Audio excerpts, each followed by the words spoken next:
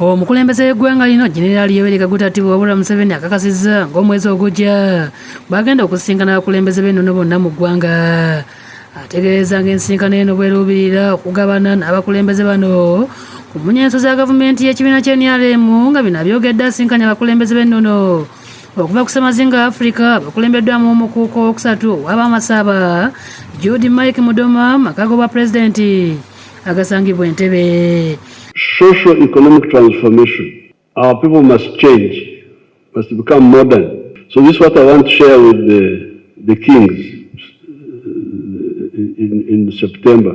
Pulezidenti abulidde omukuuka engeri gavumenti y'NRA kati yafuuka NRM amayengo geeyiseemu okuva mu gyenkaaga okutuuka weeri nga bino byonna kyetaagisa okubigabanako n'abakulembeze ab'ennono.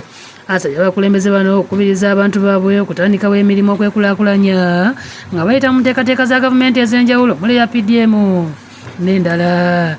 Prosperity will come from wealth creation. That's why you hear His Highness here talking of the money we are sending to the villages to deal with wealth creation of every homestead. We say every homestead must be involved in wealth creation, producing a good or a service and selling it. Amujjukizza nti nga gavumenti bazze balafuubanira okulaba nga buli munnayuganda abaako watuuka mu byenkulaakulana. Pulezidenti ategeeza nti nga Africa enaakulaakulana abantu balina kwekolera so si kusabiriza bazungu nti kubanga singa okusabiriza kwali kukola Africa yandibadde ngagganya mu kiseera kino kubanga tumaze emyaka egiri mu 7 nga twesigama ku buyambi okuva mu bazungu. If begging was a solution, Africa should not be rich because they have been begging for the last 70 years almost, but begging has not worked.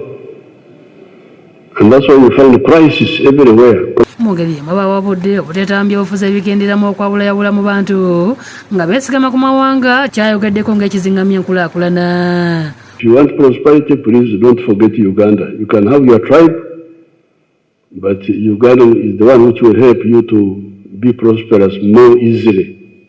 Love Uganda, love Africa.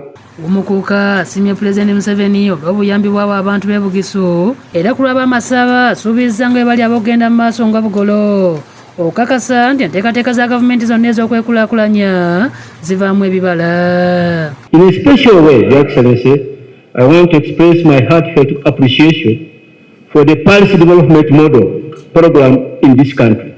The PDM has brought unprecedented development and empowerment to our communities.